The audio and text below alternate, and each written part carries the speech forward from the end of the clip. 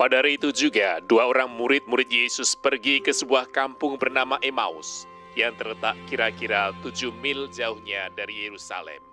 Dan mereka bercakap-cakap tentang segala sesuatu yang telah terjadi. Ketika mereka sedang bercakap-cakap dan bertukar pikiran, datanglah Yesus sendiri mendekati mereka, lalu berjalan bersama-sama dengan mereka.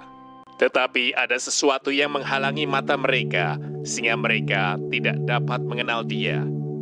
Yesus berkata kepada mereka, "Apakah yang kamu percakapkan sementara kamu berjalan?"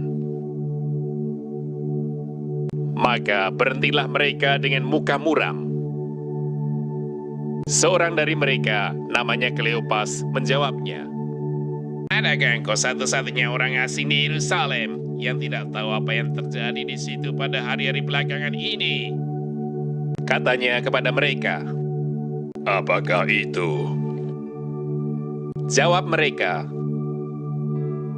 "Apa yang terjadi dengan Yesus orang Nazaret? Dia adalah seorang nabi yang berkuasa dalam pekerjaan dan perkataan di hadapan Allah dan di depan seluruh bangsa kami. Tetapi imam-imam kepala dan pemimpin-pemimpin kami telah menyerahkan dia untuk dihukum mati dan mereka telah menyalibkannya. Padahal kami dahulu mengharapkan bahwa dialah yang datang untuk membebaskan bangsa Israel. Tetapi sementara itu telah lewat 3 hari sejak semuanya itu terjadi. Tetapi beberapa perempuan dari kalangan kami telah mengejutkan kami. Pagi-pagi buta, mereka telah pergi ke kubur dan tidak menemukan mayatnya. Lalu mereka datang dengan berita bahwa telah kelihatan kepada mereka malaikat-malaikat yang mengatakan bahwa ia hidup. Dan beberapa teman kami telah pergi ke kubur itu dan mendapati bahwa memang benar yang dikatakan perempuan-perempuan itu. Tetapi dia tidak mereka lihat." Lalu ia berkata kepada mereka, "Hai kamu orang bodoh, betapa lambannya hatimu sehingga kamu tidak percaya segala sesuatu yang telah dikatakan para nabi. Bukankah Mesias harus menderita semuanya itu untuk masuk ke dalam kemuliaannya?" Lalu ia menjelaskan kepada mereka apa yang tertulis tentang Dia dalam seluruh kitab suci, mulai dari kitab-kitab Musa dan segala kitab nabi-nabi.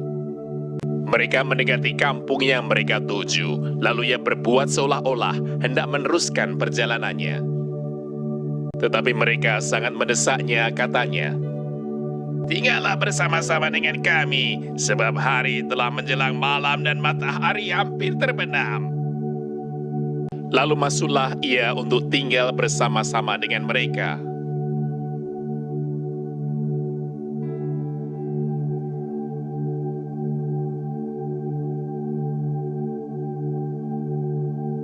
Waktu ia duduk makan dengan mereka,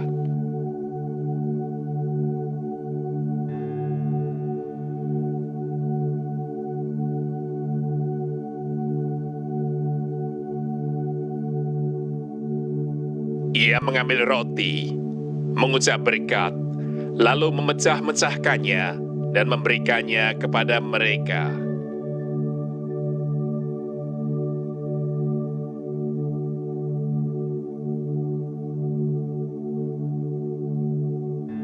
Ketika itu terbukalah mata mereka, dan mereka pun mengenal Dia, tetapi Ia lenyap dari tengah-tengah mereka.